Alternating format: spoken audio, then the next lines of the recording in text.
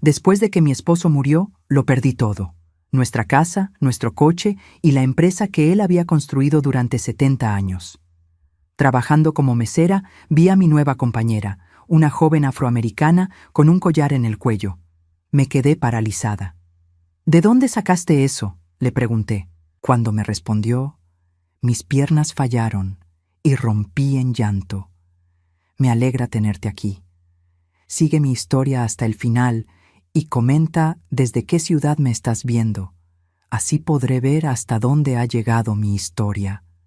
Mis manos temblaron mientras me ajustaba el delantal por primera vez en 68 años de vida. El espejo del baño del restaurante me devolvía la imagen de una mujer que ya no reconocía. Cabello gris mal peinado, arrugas profundas marcadas por meses de llanto, y ojos que habían perdido el brillo que una vez tuvieron cuando era la señora Gloria Martínez, esposa del exitoso empresario Roberto Martínez. «Gloria, necesito que cubras las mesas del 5 al 8», me gritó el gerente desde la cocina. Su voz áspera me recordó la cruel realidad.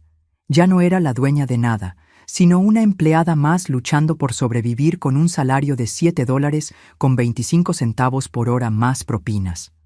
6 meses antes, tenía una casa de 4 dormitorios en el mejor barrio de la ciudad, 3 autos en el garaje y era copropietaria de Martínez Construcciones, la empresa que Roberto había construido durante 70 años junto a su familia. Ahora vivía en un apartamento de una habitación donde el aire acondicionado no funcionaba y el refrigerador hacía ruidos extraños toda la noche.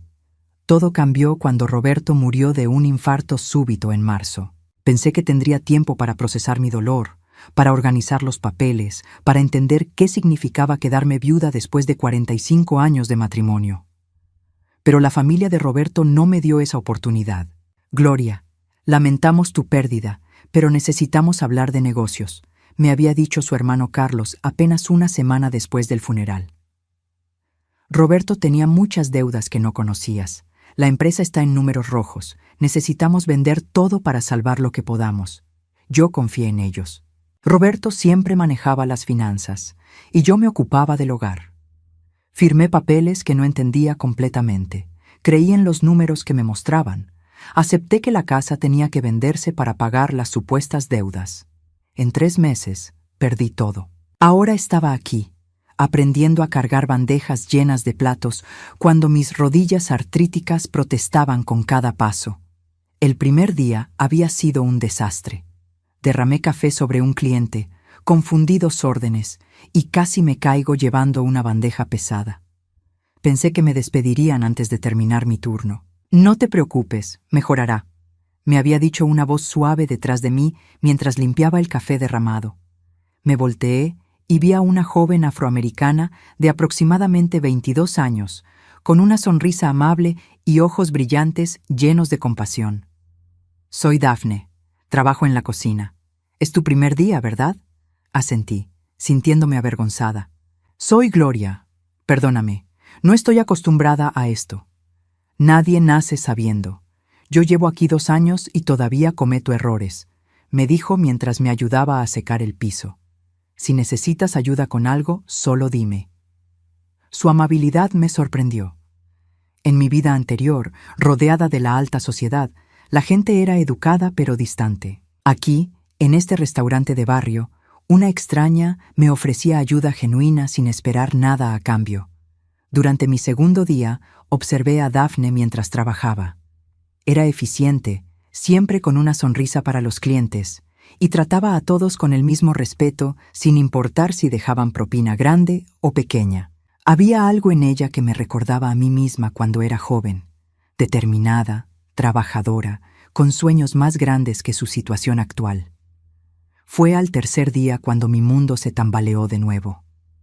Daphne estaba limpiando las mesas cerca de la ventana cuando el sol de la tarde iluminó su cuello. Ahí, colgando de una delicada cadena de oro, había algo que hizo que se me cortara la respiración. Un collar, pero no cualquier collar. Era un camafeo victoriano con incrustaciones de perlas, rodeado de pequeños diamantes en un diseño de flores. Lo reconocí inmediatamente porque había sido de mi bisabuela, luego de mi abuela, después de mi madre y finalmente mío. Era una reliquia familiar que se había pasado de generación en generación durante más de 100 años. El collar que estaba viendo en el cuello de Daphne era exactamente igual al que había desaparecido de mi joyero durante el caos que siguió a la muerte de Roberto. Me quedé inmóvil, sosteniendo una bandeja de platos sucios, mientras mi mente trataba de procesar lo que veía. El corazón me latía tan fuerte que pensé que todos en el restaurante podrían escucharlo. Mis piernas se sintieron débiles y tuve que apoyarme contra la pared para no caerme. «Gloria, ¿estás bien?», preguntó Daphne, acercándose con preocupación. «Te ves muy pálida». No pude responder inmediatamente. Mis ojos estaban fijos en el collar, estudiando cada detalle. No había duda, era el mismo.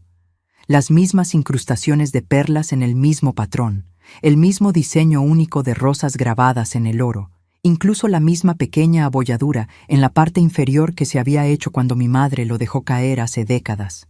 «Yo, tu collar», logré susurrar finalmente. «¿De dónde lo sacaste?». Daphne se tocó instintivamente el cuello, sus dedos acariciando el camafeo. «Era de mi abuela, me lo dejó cuando murió el año pasado». «¿Por qué? ¿Te gusta?». Sus palabras me golpearon como un puño en el estómago. Su abuela. ¿Cómo era posible que la abuela de esta joven tuviera el collar de mi familia? Un collar que había desaparecido misteriosamente justo cuando perdí todo lo demás. Es muy hermoso», logré decir, aunque mi voz sonaba extraña incluso para mí. «Debe tener mucho valor sentimental». «Sí, es lo único que tengo de ella», respondió Daphne con una sonrisa nostálgica. «Mi abuela siempre decía que este collar tenía una historia especial, que algún día yo entendería por qué era tan importante». Esas palabras se clavaron en mi corazón como dagas, porque yo sí sabía la historia especial de ese collar. Sabía que mi bisabuela lo había comprado en 1915 para celebrar el nacimiento de su primer hijo. Sabía que había sobrevivido a la Gran Depresión porque mi abuela se negó a venderlo incluso cuando la familia pasaba hambre. Sabía que mi madre lo había usado el día de su boda y que había estado esperando el momento adecuado para dárselo a una nuera que nunca tuve. Pero lo que no sabía era cómo había llegado al cuello de Daphne. El resto de mi turno pasó en una nebulosa. Serví mesas, limpié derrames y sonreí a los clientes, pero mi mente estaba completamente enfocada en ese collar. Cada vez que veía a Daphne, mi corazón se aceleraba y una mezcla de dolor y confusión me invadía. Cuando terminó nuestro turno, Daphne se acercó a mí mientras me quitaba el delantal. «Gloria, ¿segura que estás bien? Has estado muy callada desde esta tarde». La miré a los ojos, esos ojos jóvenes y honestos, y me pregunté qué secretos escondía sin saberlo. ¿Era posible que supiera algo sobre cómo ese collar había llegado a su familia? ¿O era tan inocente como parecía? «Solo estoy cansada», mentí. «Este trabajo es más difícil de lo que pensé». Daphne sonrió con comprensión. «Los primeros días son los peores, pero ya verás que te acostumbras». Mientras caminaba hacia la parada del autobús, mi mente no podía dejar de darle vueltas al misterio. Había demasiadas coincidencias: el collar desaparecido, la muerte de Roberto, la pérdida de todo, y ahora encontrar mi herencia familiar en el cuello de una desconocida. Esa noche, en mi pequeño apartamento, no pude dormir. Me quedé despierta hasta el amanecer, recordando cada detalle de los últimos meses, buscando pistas que había pasado por alto. Porque algo me decía que el collar de Daphne no era solo una coincidencia, era la clave de un secreto que alguien había trabajado muy duro para mantener oculto. Los siguientes días en el restaurante se convirtieron en una tortura silenciosa. Cada vez que Daphne se movía cerca de mí, mis ojos se dirigían automáticamente hacia su cuello, donde mi collar familiar brillaba bajo las luces fluorescentes como una burla constante. Intenté concentrarme en mi trabajo, pero la vista de esa reliquia familiar me provocaba una mezcla de dolor y rabia que me costaba controlar. Decidí acercarme a Daphne gradualmente, con la esperanza de descubrir más sobre cómo había llegado el collar a su familia. Durante nuestro descanso del cuarto día, me senté junto a ella en la pequeña mesa del área de empleados. Daphne, ese collar que usas es realmente especial, comencé, tratando de sonar casual. ¿Tu abuela te contó algo sobre su origen? Ella sonrió mientras se tocaba el camafeo. Mi abuela Emma siempre fue muy reservada sobre el pasado. Solo me dijo que una señora muy amable se lo había dado hace muchos años, cuando ella más lo necesitaba. Nunca quiso decirme más detalles. Emma. El nombre me sonaba familiar, pero no podía ubicarlo exactamente. ¿Tu abuela trabajaba aquí en la ciudad? Sí, toda su vida, respondió Daphne. Ella limpiaba casas para familias ricas. Trabajaba muy duro para mantenerme después de que mis padres murieron en un accidente cuando yo tenía 5 años. Siempre decía que algún día yo tendría una vida mejor que la suya. Mi corazón se aceleró. Una mujer llamada Emma que limpiaba casas para familias ricas. Eso explicaría cómo había tenido acceso a mi collar, pero no por qué lo tenía. ¿Lo había robado? ¿O había algo más en esta historia? Debe haber sido muy difícil para ella criarte sola, dije, buscando más información. Lo fue, especialmente los últimos años. Trabajó hasta los 75 años porque necesitaba el dinero para mis estudios universitarios. Murió apenas 6 meses después de jubilarse. Los ojos de Daphne se humedecieron. A veces pienso que se agotó trabajando tanto por mí. 6 meses. Eso significaba que la abuela de Daphne había muerto aproximadamente al mismo tiempo que Roberto. Otra coincidencia que me ponía la piel de gallina. Esa noche, mientras lavaba los platos en mi pequeño apartamento, los recuerdos de los últimos meses de vida de Roberto regresaron con una claridad dolorosa. Recordé que durante esa época habíamos tenido varias empleadas domésticas porque Roberto necesitaba cuidados especiales debido a su condición cardíaca. Una de ellas había sido una mujer mayor, muy callada y eficiente. ¿Podría haber sido Emma? Mi mente voló hacia los días caóticos después del funeral. La casa había estado llena de gente, familiares de Roberto, abogados, tasadores, empleados de la funeraria. En medio de todo ese desorden, cualquiera podría haber tomado objetos de valor sin que yo me diera cuenta. Yo estaba demasiado devastada por el dolor para prestar atención a los detalles. Recordé vívidamente el día que descubrí que mi joyero había sido vaciado.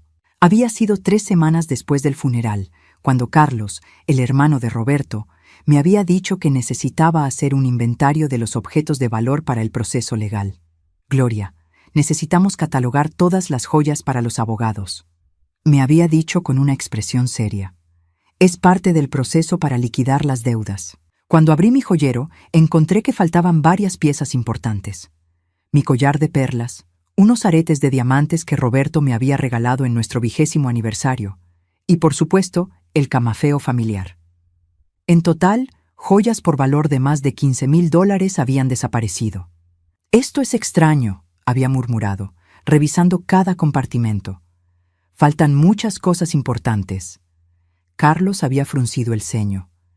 ¿Estás segura de que las tenías antes de que Roberto muriera? Con todo el estrés que has tenido, es posible que... No, lo había interrumpido firmemente. Estoy segura. Usé los aretes de diamantes para el funeral, y el collar de mi bisabuela estaba aquí la semana pasada. Bueno, tendremos que reportarlo a la policía entonces, había dicho Carlos, pero su tono sugería que no creía realmente en mi versión. Aunque dudo que puedan hacer mucho. Probablemente alguno de los trabajadores que han estado entrando y saliendo de la casa. La policía había tomado mi reporte, pero nunca recuperaron nada. El detective asignado al caso me había explicado que los robos domésticos durante períodos de duelo eran más comunes de lo que la gente pensaba, y que raramente se resolvían a menos que aparecieran en casas de empeño locales. Pero ahora, viendo mi collar familiar en el cuello de Daphne, me daba cuenta de que tal vez no había sido un robo cualquiera. Tal vez había algo más personal detrás de su desaparición. Al día siguiente en el trabajo, decidí ser más directa. Durante nuestro descanso, le pregunté a Daphne sobre los últimos trabajos de su abuela. ¿Recuerdas para qué familias trabajaba tu abuela antes de jubilarse? Dafne pareció sorprendida por la pregunta. Bueno, trabajó para muchas familias a lo largo de los años. Los últimos meses antes de morir, creo que estaba ayudando a cuidar a un señor mayor que estaba muy enfermo. Llegaba a casa muy cansada y triste. Decía que era difícil ver a alguien tan bueno sufrir así. Mi respiración se entrecortó. Un señor mayor muy enfermo, los últimos meses antes de morir. Todo encajaba perfectamente con Roberto. ¿Sabes cómo se llamaba esa familia?, pregunté, tratando de mantener mi voz estable. Dafne negó con la cabeza. La abuela nunca mencionaba nombres. Decía que era parte de su profesionalismo mantener la privacidad de las familias para las que trabajaba. Pero luego añadió algo que hizo que mi sangre se helara. Aunque recuerdo que una vez llegó a casa llorando. Me dijo que la esposa del señor era una mujer muy buena, pero que la familia del esposo la estaba tratando muy mal. Dijo que le recordaba a mí cuando era pequeña, y no tenía a nadie que me protegiera. Las lágrimas comenzaron a formarse en mis ojos. Esa descripción coincidía exactamente con mi situación.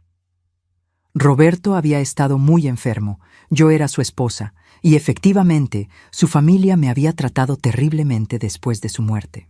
Mi abuela tenía un gran corazón, continuó Dafne, sin darse cuenta del impacto de sus palabras. Siempre ayudaba a la gente cuando podía. A veces llegaba a casa con cosas que las familias le habían dado, comida que iba a echarse a perder, ropa que ya no usaban, pequeños objetos que ya no necesitaban. ¿Pequeños objetos que ya no necesitaban? ¿Era así como Emma había justificado llevarse mi collar? ¿O había algo más en esta historia? Esa tarde, después del trabajo, tomé una decisión. Necesitaba más información sobre Emma y sobre lo que realmente había pasado durante esos últimos meses en mi casa. Decidí visitar la biblioteca pública para revisar los obituarios de hace un año, esperando encontrar más detalles sobre la abuela de Dafne. Después de una hora de búsqueda, lo encontré. El obituario de Emma Washington, de 75 años, quien había fallecido 6 meses antes que Roberto. La fecha de muerte era exacta. Había muerto apenas una semana después de que Roberto fuera hospitalizado por última vez. Pero lo que más me impactó del obituario fue la descripción. Emma dedicó su vida a cuidar a otros, trabajando como empleada doméstica y cuidadora para varias familias prominentes de la ciudad.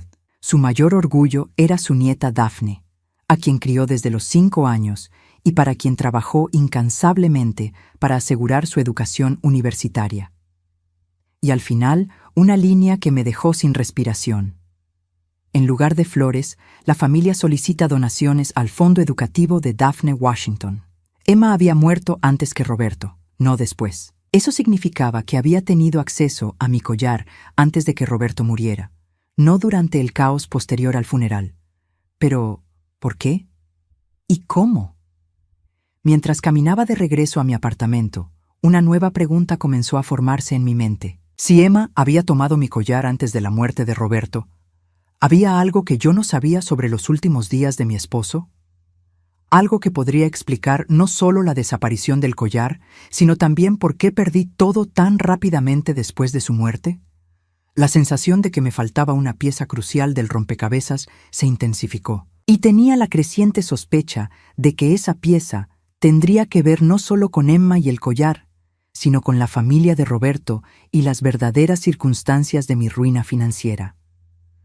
Los días siguientes me consumían pensamientos obsesivos sobre Emma y su conexión con mi familia. Cada vez que veía a Dafne en el restaurante, mi corazón se aceleraba no solo por el collar, sino por la creciente certeza de que había algo mucho más profundo en esta historia. Decidí que necesitaba respuestas directas. Durante nuestro descanso del viernes, me armé de valor para hacer las preguntas que me atormentaban. Dafne, ¿tu abuela alguna vez mencionó trabajar para una familia llamada Martínez? La expresión de Dafne cambió inmediatamente. Sus ojos se abrieron con sorpresa y después se llenaron de una emoción que no pude identificar completamente. ¿Cómo sabes ese nombre?, preguntó con voz temblorosa. Mi corazón comenzó a latir tan fuerte que pensé que se me saldría del pecho. Porque esa era mi familia. Yo soy Gloria Martínez. Daphne se quedó completamente inmóvil, como si hubiera visto un fantasma. Sus dedos se dirigieron instintivamente hacia el collar en su cuello. «No puede ser», susurró. «La señora Gloria, ¿eres tú? ¿Tu abuela te habló de mí?», pregunté, aunque ya conocía la respuesta por la expresión en su rostro. Daphne asintió lentamente, las lágrimas comenzando a formarse en sus ojos. Todo el tiempo, especialmente en sus últimos días, decía que había conocido a una señora muy buena que había sido tratada injustamente por su propia familia. Decía que no podía dormir por las noches pensando en lo que le habían hecho. Mis propias lágrimas comenzaron a caer. «¿Qué más te dijo?». Daphne miró hacia los lados para asegurarse de que estuviéramos solas. Luego se inclinó hacia mí. «Me dijo que había hecho algo terrible, pero que lo había hecho por amor, que había tomado algo que no le pertenecía, pero que la familia que realmente lo merecía nunca lo recuperaría». La habitación comenzó a dar vueltas a mi alrededor. ¿Tomó algo que no le pertenecía? «El collar», susurró Daphne, tocándose el cuello. «Me dijo que este collar debería haber sido tuyo para siempre, pero que la familia de tu esposo iba a asegurarse de que nunca lo tuvieras. Así que ella lo tomó para protegerlo». «¿Para protegerlo?», repetí confundida. Daphne respiró profundamente antes de continuar. «Mi abuela escuchó conversaciones, vio documentos. Sabía que la familia de tu esposo estaba planeando algo terrible contra ti. Y sabía que este collar específicamente iba a ser vendido junto con todo lo demás para pagar las supuestas deudas». «¿Supuestas deudas?», pregunté, aunque una parte de mí ya comenzaba a entender hacia dónde se dirigía esta conversación. «Gloria», dijo Daphne, tomando mis manos entre las suyas. Mi abuela sabía que no había deudas reales. Sabía que la familia de Roberto estaba mintiendo para quedarse con todo. El mundo se detuvo a mi alrededor. Durante meses me había culpado a mí misma por no entender las finanzas familiares. Me había sentido como una tonta por confiar ciegamente en Roberto y después en su familia. Pero si lo que Daphne estaba diciendo era cierto, entonces yo no había sido ingenua. Había sido víctima de una estafa elaborada. «¿Cómo sabía eso?», logré preguntar. «Porque escuchó a Carlos y a su hermana Elena hablando por teléfono. Estaban en el estudio de tu casa, planificando cómo iban a dividir los bienes una vez que te convencieran de firmar los papeles». Mi abuela estaba limpiando el pasillo y oyó toda la conversación. Elena, la hermana de Roberto que vivía en otra ciudad y que había aparecido súbitamente después del funeral, llena de condolencias falsas y consejos sobre cómo manejar la situación financiera. Recordé cómo había insistido en que firmara rápidamente todos los documentos para evitar complicaciones legales. «¿Qué más escuchó?», y pregunté, aunque no estaba segura de querer saber la respuesta.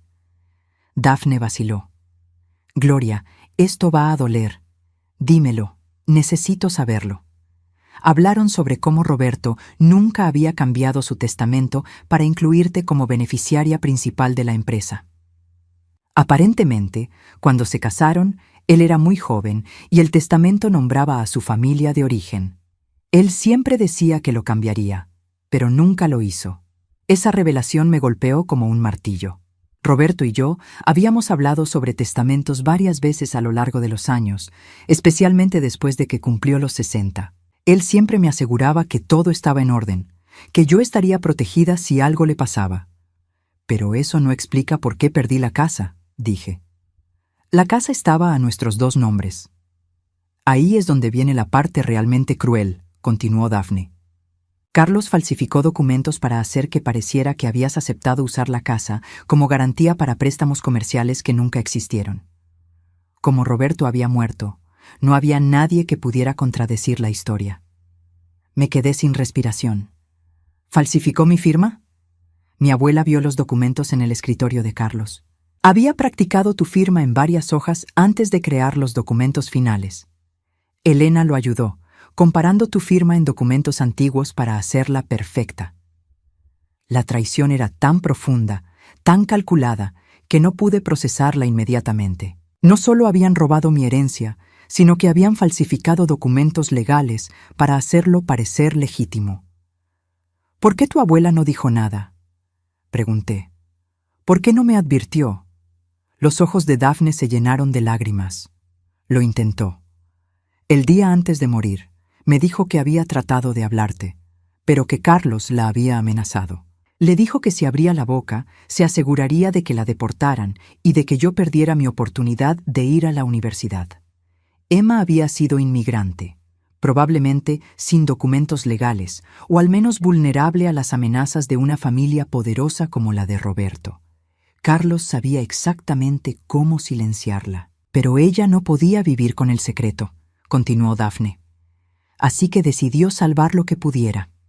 Tomó el collar porque sabía que significaba mucho para ti y esperaba que algún día pudiera encontrar una manera de devolvértelo. ¿Y después murió?, pregunté, aunque la respuesta era obvia. Daphne asintió limpiándose las lágrimas. El estrés de todo esto la mató, literalmente. Tuvo un ataque al corazón 3 días después de la última conversación que escuchó entre Carlos y Elena. Murió sabiendo que te habían robado todo y que ella no había podido impedirlo. Nos quedamos sentadas en silencio durante varios minutos, ambas llorando. Yo lloraba por la pérdida de mi vida anterior, pero también por Emma, una mujer que había arriesgado todo para tratar de protegerme y que había muerto cargando con la culpa de no haber podido hacer más. Gloria, dijo Daphne finalmente, hay algo más. Levanté la vista, preguntándome qué más podría haber. Antes de morir, mi abuela escribió todo lo que había visto y escuchado. Lo guardó en una caja de seguridad en el banco, junto con instrucciones de que si algún día me encontraba contigo, debía entregarte todo. Mi corazón se aceleró. ¿Tienes evidencia? Tengo una llave y tengo una carta que escribió para ti. Daphne se levantó y fue a su casillero, regresando con un sobre amarillento. Con manos temblorosas, lo abrió y comenzó a leer. Querida señora Gloria, si está leyendo esto, significa que Daphne la encontró como yo esperaba que pasaría. No pude protegerla cuando más lo necesitaba, pero tal vez pueda ayudarla a recuperar algo de justicia. En la caja de seguridad número 345 del Banco Central encontrará copias de todos los documentos que vi, grabaciones que hice con mi teléfono de las conversaciones de Carlos y Elena y fotografías de las firmas falsificadas. También encontrará el número de teléfono de un abogado honesto que me ayudó con algunos problemas de inmigración. Él sabrá qué hacer con esta información. Perdóneme por no haber sido más valiente. Perdóneme por tomar su collar. Pero por favor, no se dé por vencida. Usted merece justicia y estos documentos pueden dársela. Con todo mi cariño y respeto, Emma Washington. Cuando Daphne terminó de leer, ambas estábamos sollozando. Pero por primera vez en meses, mis lágrimas no eran solo de dolor, también había esperanza. ¿Cuándo podemos ir al banco?, pregunté, secándome los ojos. Daphne sonrió a través de sus lágrimas. Mañana es sábado, podemos ir en la mañana. Esa noche, por primera vez desde la muerte de Roberto, pude dormir. No solo porque finalmente tenía respuestas, sino porque sabía que Emma, incluso en la muerte, había encontrado una manera de cuidarme. Y mañana comenzaría a recuperar no solo mis bienes, sino mi dignidad. El sábado por la mañana llegué al banco con las manos temblorosas y el corazón acelerado. Daphne me esperaba en la entrada, con la llave de la caja de seguridad de Emma en su mano y una expresión de determinación que contrastaba con su juventud. ¿Estás lista para esto?, me preguntó mientras caminábamos hacia el interior del banco. Asentí, aunque no estaba segura de estar preparada para lo que pudiera encontrar. Después de meses de sentirme como una víctima indefensa, la posibilidad de tener evidencia real de la traición de la familia de Roberto era tanto emocionante como aterrorizante. El empleado del banco nos guió hacia la zona de cajas de seguridad. Cuando Daphne insertó la llave en la caja número 345, sentí que mi vida estaba a punto de cambiar para siempre. Dentro de la caja había una carpeta gruesa, un teléfono celular viejo y una pequeña grabadora digital. Daphne tomó todo con cuidado y nos dirigimos a una sala privada para revisar el contenido. La primera cosa que encontramos fue una carta más detallada de Emma, explicando exactamente lo que había presenciado. Con letra temblorosa pero legible, había documentado fechas, horas y conversaciones específicas. Era como leer el diario de una detective amateur que había arriesgado todo para proteger a una desconocida. 17 de marzo, leyó Daphne en voz alta. Escuché a Carlos hablando por teléfono con alguien llamado Miguel sobre acelerar el proceso antes de que Gloria se dé cuenta de lo que realmente vale la empresa. Mencionó que tenían que mover rápido porque ella estaba empezando a hacer preguntas sobre los libros contables. Recordé ese día perfectamente. Había sido 2 semanas después del funeral y efectivamente había comenzado a preguntar sobre las finanzas de la empresa porque algo no me cuadraba en las explicaciones de Carlos. Continuamos leyendo.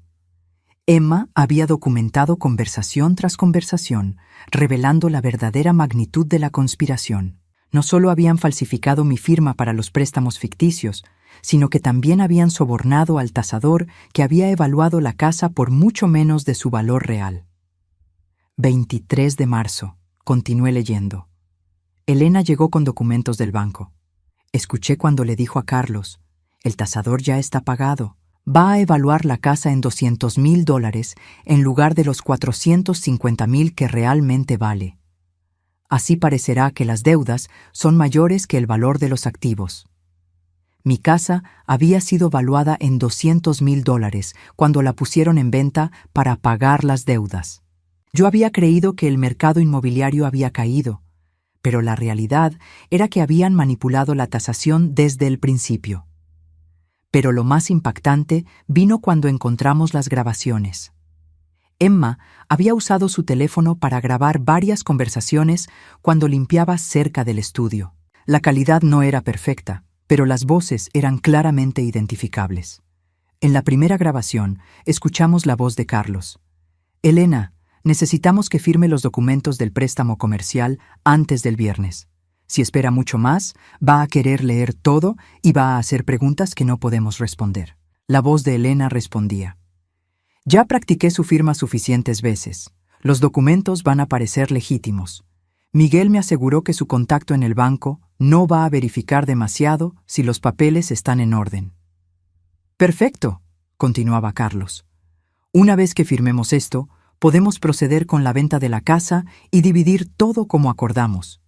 Ella nunca va a saber que la empresa realmente vale más de $2 millones. $2 millones. La empresa que Roberto había construido durante 70 años valía $2 millones, no las deudas que me habían dicho que tenía. Me había quedado sin nada mientras ellos se repartían una fortuna». En otra grabación, escuchamos algo aún más perturbador. Era Elena hablando por teléfono con alguien más. No, ella no sospecha nada. Gloria siempre fue demasiado confiada.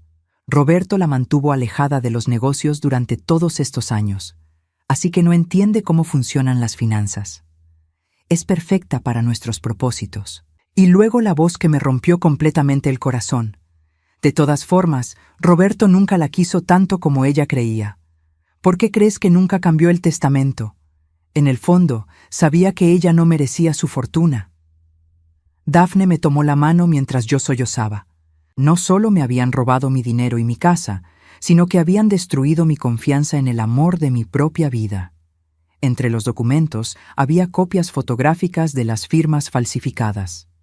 Emma había fotografiado los papeles mientras Carlos los practicaba, y la evidencia era irrefutable. Podía ver claramente cómo había imitado mi firma, usando documentos viejos como referencia.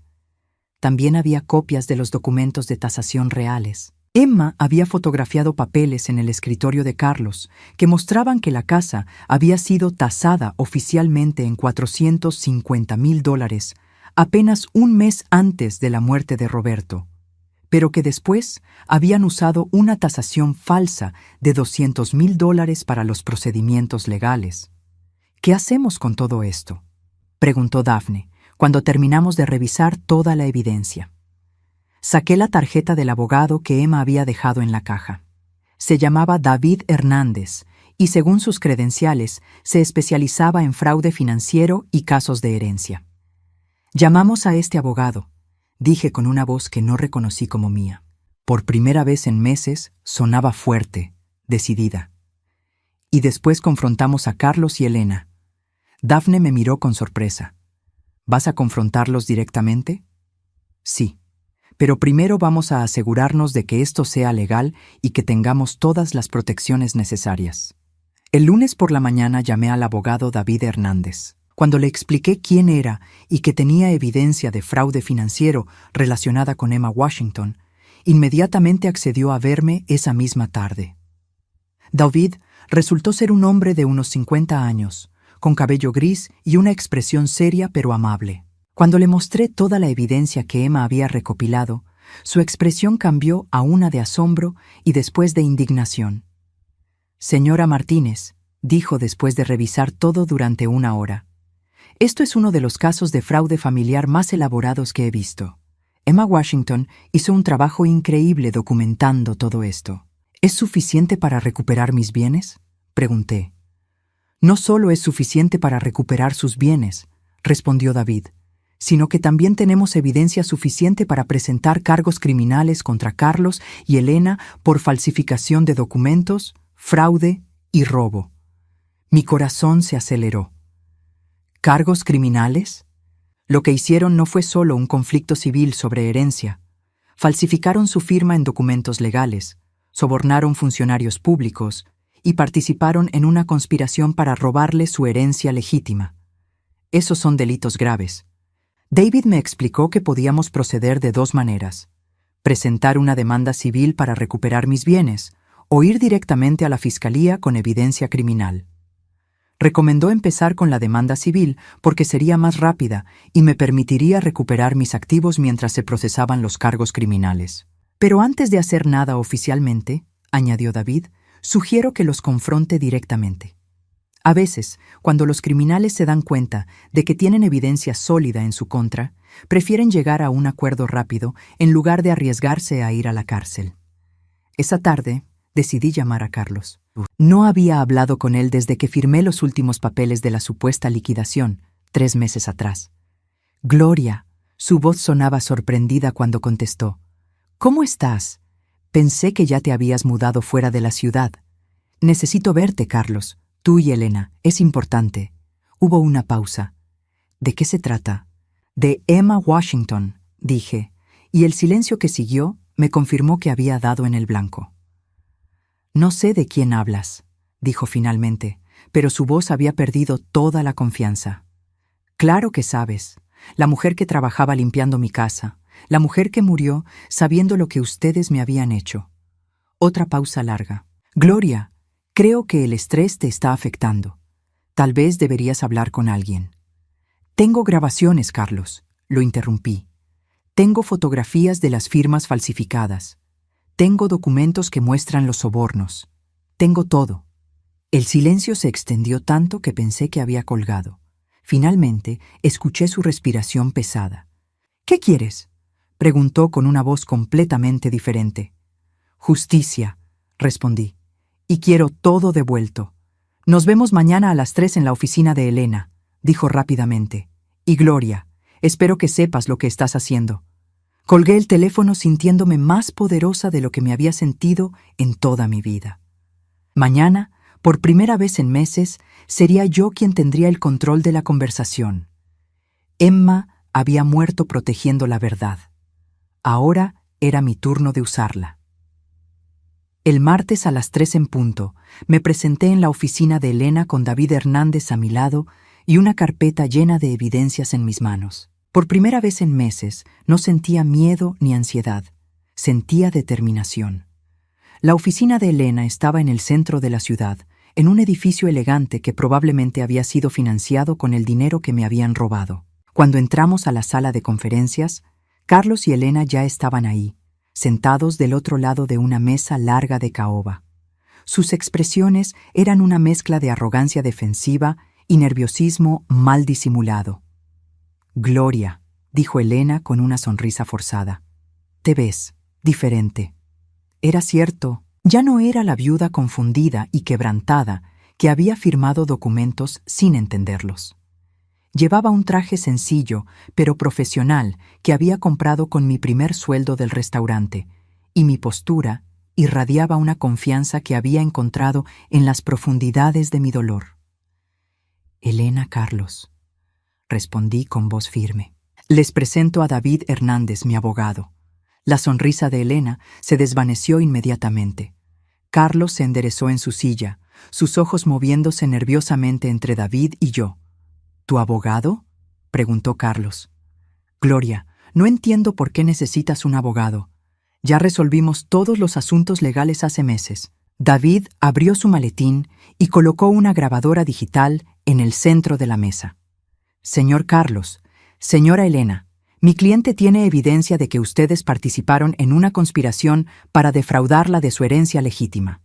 Antes de proceder legalmente, les estamos dando la oportunidad de escuchar esa evidencia y responder. Elena se rió nerviosamente.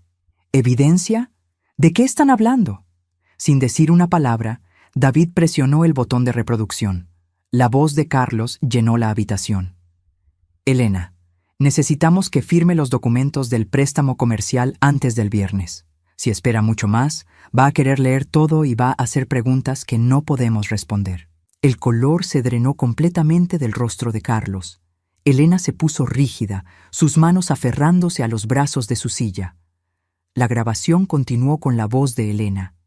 Ya practiqué su firma suficientes veces. Los documentos van a parecer legítimos. Esto es imposible, murmuró Elena. ¿De dónde sacaron esto? De Emma Washington, dije, observando cómo sus expresiones cambiaban de negación a terror. La mujer que trabajaba limpiando mi casa, la mujer que ustedes amenazaron para mantenerla callada. Carlos se puso de pie bruscamente. Gloria, puedo explicar. Siéntate, Carlos, dije con una voz que no reconocía como mía. Era fría, controlada, poderosa. Y escucha el resto. David reprodujo la segunda grabación, donde Elena hablaba sobre cómo Roberto nunca la quiso tanto como ella creía, y cómo yo era demasiado confiada para sus propósitos. Mientras escuchaba mis propias palabras siendo usadas para justificar su traición, sentí una calma extraña apoderarse de mí. Cuando terminó la reproducción, el silencio en la habitación era ensordecedor. Elena tenía lágrimas en los ojos, pero no de remordimiento.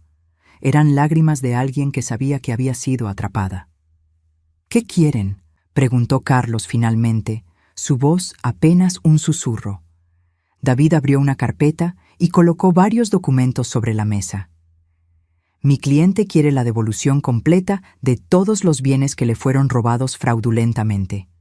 Eso incluye su casa, su parte legítima de la empresa Martínez Construcciones y compensación por los 6 meses de ingresos perdidos. Eso es imposible, protestó Elena. La casa ya se vendió. Algunos de los activos de la empresa ya fueron liquidados.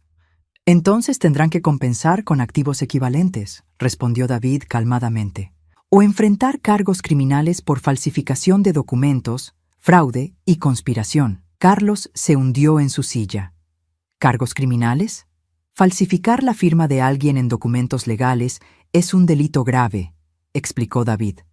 Sobornar funcionarios públicos para manipular tasaciones también. Estamos hablando de varios años de prisión para ambos. Elena comenzó a llorar en serio ahora. Gloria, somos familia. Roberto no habría querido que destruyeras a su propia familia. Esas palabras me golpearon como un puño en el estómago, pero no de la manera que Elena esperaba. En lugar de culpa, sentí una ira limpia y clara. ¿Familia?, repetí, levantándome lentamente. Ustedes destruyeron mi vida. Me dejaron sin hogar, sin dinero, trabajando como mesera a los 68 años, y se atreven a hablar de familia. Lo que hicimos estuvo mal, admitió Carlos, pero podemos arreglarlo, podemos devolverte parte del dinero. ¿Parte?, lo interrumpí. Carlos, ustedes se robaron $2 millones, no parte, todo. Elena se secó las lágrimas y su expresión cambió a algo más duro.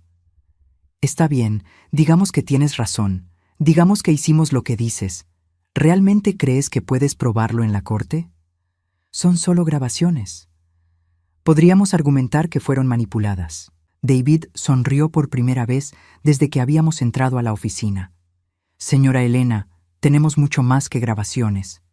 Colocó las fotografías de las firmas falsificadas sobre la mesa, seguidas por copias de los documentos de tasación reales y falsificados. Después vino el análisis de escritura que había encargado, que confirmaba científicamente que las firmas en los documentos del préstamo habían sido falsificadas. Además, continuó David, hemos identificado a Miguel Rosales, el funcionario del banco que aceptó los sobornos. Él ya está cooperando con las autoridades a cambio de una sentencia reducida. La expresión de Elena pasó de desafío a horror. ¿Miguel está hablando? Todo está documentado, dije, sintiendo una satisfacción que no había experimentado en meses. Emma se aseguró de que tuviera evidencia suficiente para destruirlos. Carlos puso su cabeza entre sus manos. ¿Qué quieres que hagamos, Gloria? Dime qué necesitas para resolver esto sin involucrar a la policía. David sacó un documento final. Esto es un acuerdo de restitución. Firman esto, devuelven todos los activos robados más compensación por daños, y mi cliente considerará no presentar cargos criminales. Leí por encima el documento. David había sido meticuloso. El acuerdo incluía la devolución de mi casa o su valor equivalente en efectivo, mi parte legítima de la empresa, más $200,000 en compensación por los daños sufridos. Esto nos dejaría en bancarrota, murmuró Elena. Ustedes me dejaron a mí sin nada, respondí sin una pizca de simpatía. Al menos ustedes conservarán su libertad. Carlos y Elena se miraron entre ellos, comunicándose en silencio como los cómplices que eran. Finalmente, Carlos asintió. Necesitamos tiempo para reunir los activos, dijo. Algunas cosas tendrán que venderse. Tienen 30 días, respondió David. Y mientras tanto, se establecerá una orden judicial para congelar todos sus activos, para asegurar que no desaparezcan.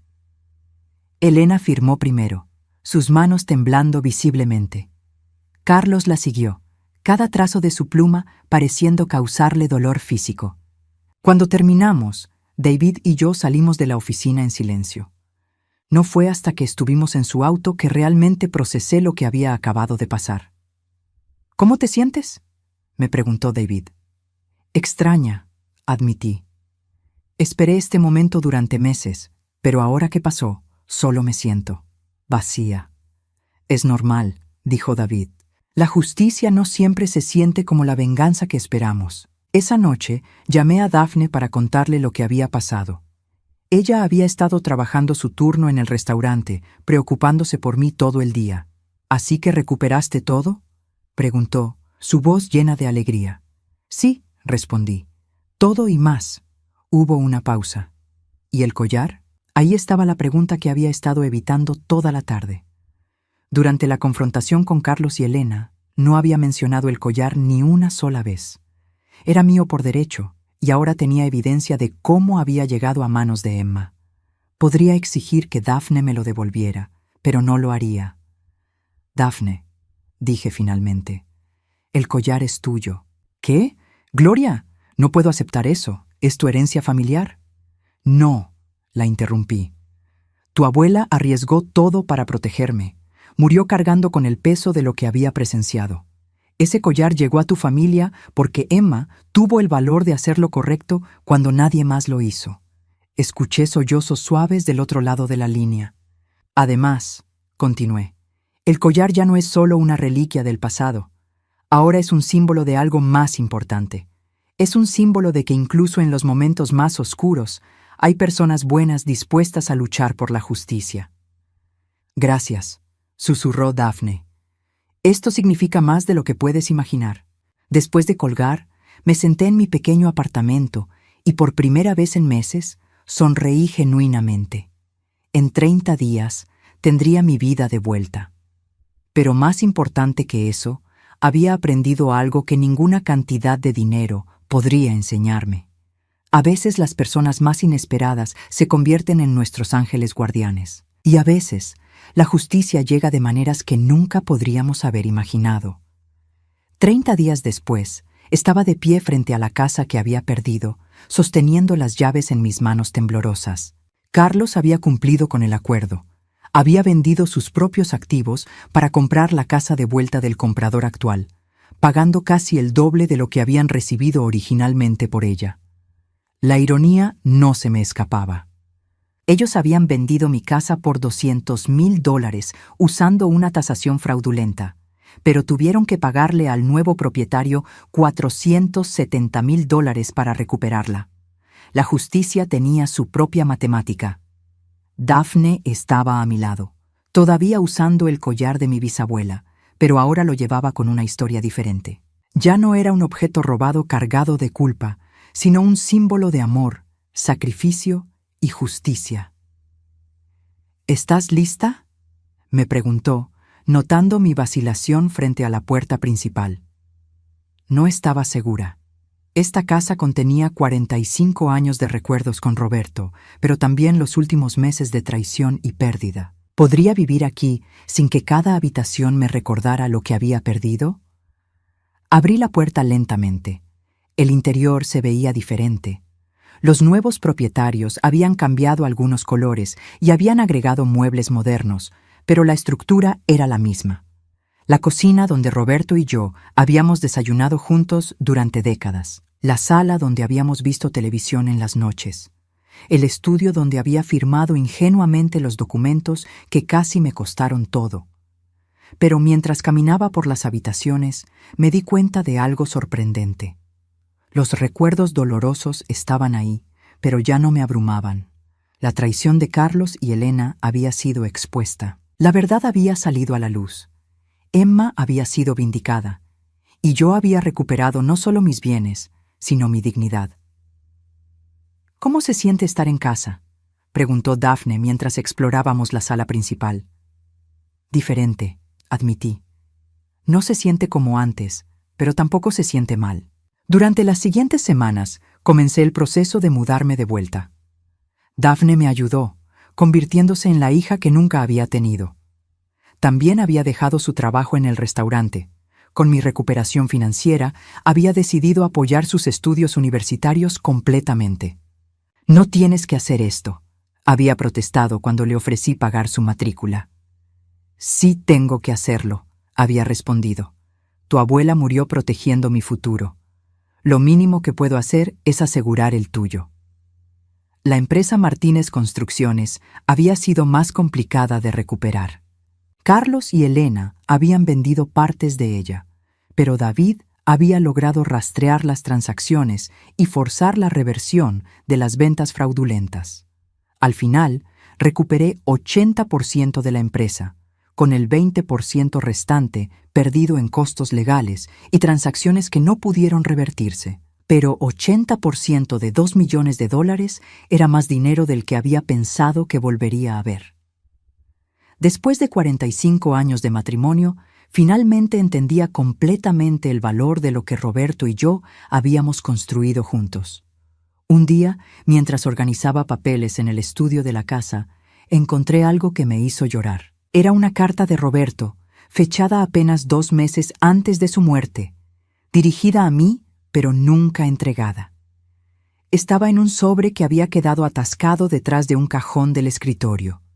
«Mi querida Gloria», decía la carta, «sé que siempre te has preocupado por qué pasaría contigo si algo me ocurriera. Quiero que sepas que he estado trabajando con un abogado para asegurar que todo esté en orden. El testamento será cambiado la próxima semana para nombrarte beneficiaria principal de todo. También he preparado documentos para transferir la casa completamente a tu nombre. Perdóname por haber tardado tanto en hacer esto oficialmente. Siempre asumí que tendríamos más tiempo. Te amo más de lo que las palabras pueden expresar, y quiero asegurarme de que estés protegida sin importar lo que pase». La carta estaba firmada y fechada, pero obviamente nunca había sido enviada. Roberto había muerto antes de poder cambiar el testamento o transferir la casa. Pero más importante que eso, la carta era evidencia de sus verdaderas intenciones, prueba de que el amor que había sentido por él durante todos esos años había sido real y correspondido. Carlos y Elena no solo me habían robado mis bienes, me habían robado la paz de saber que mi esposo realmente me había amado y quería protegerme. Guardé la carta en un lugar especial. no como evidencia legal, sino como un recordatorio de que el amor verdadero a veces se expresa en acciones planeadas, pero nunca completadas. 6 meses después de recuperar mi casa, decidí hacer algo que Roberto siempre había hablado de hacer, pero nunca había tenido tiempo: abrir una beca educativa para jóvenes de bajos recursos. La llamé la beca Emma Washington, en honor a la mujer que había sacrificado todo para proteger la verdad. Daphne fue la primera beneficiaria, pero no la última. Con los ingresos de la empresa recuperada, pude establecer un fondo que ayudaría a 12 estudiantes cada año. Cada beneficiario recibiría no solo dinero para la matrícula, sino también apoyo para gastos de vida y mentoring profesional. En la ceremonia de inauguración del fondo de becas, Daphne dio un discurso sobre su abuela. Mientras la escuchaba hablar sobre Emma con amor y orgullo, me di cuenta de algo profundo. Había recuperado mucho más que mis bienes materiales. Había recuperado mi fe en la bondad humana. Mi abuela siempre me decía que hay 2 tipos de legados, decía Daphne frente a la audiencia: el legado de las cosas que acumulamos y el legado de las vidas que tocamos. Ella murió sin dinero, pero nos dejó algo mucho más valioso: la prueba de que una persona puede cambiar el curso de la justicia, incluso después de la muerte. Después de la ceremonia, Daphne y yo caminamos por el jardín de mi casa. El collar de mi bisabuela brillaba en su cuello bajo el sol de la tarde. ¿Alguna vez te arrepientes de no haberme quitado el collar?, me preguntó. Sonreí, tocando el collar suavemente. No, este collar ha estado en mi familia durante más de 100 años, pasando de madre a hija. Pero ahora tiene una historia nueva. Ya no es solo sobre linaje sanguíneo. Es sobre la familia que elegimos, sobre las personas que arriesgan todo para protegernos. Daphne tenía lágrimas en los ojos. Tu bisabuela estaría orgullosa de saber que su collar ahora representa algo tan hermoso. Creo que estaría, acordé. Y creo que Emma también estaría orgullosa.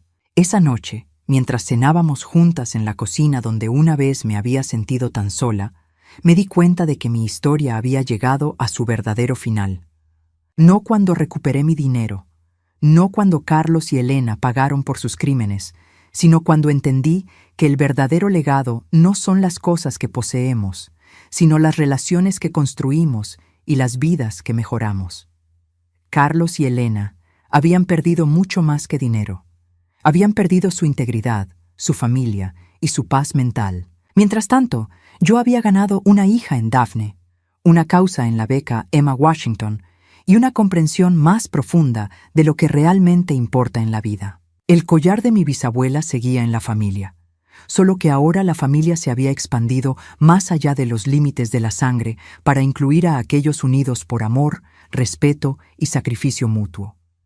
Y en las noches tranquilas, cuando Daphne y yo nos sentábamos en la sala viendo televisión como madre e hija, sabía que Emma estaba en paz. Su sacrificio no había sido en vano. Su legado viviría no solo en el collar que adornaba el cuello de su nieta, sino en todas las vidas que tocaríamos a través de la beca que llevaba su nombre. Había aprendido que la justicia no siempre llega cuando la esperamos, pero cuando llega, puede transformar no solo nuestras circunstancias, sino nuestros corazones.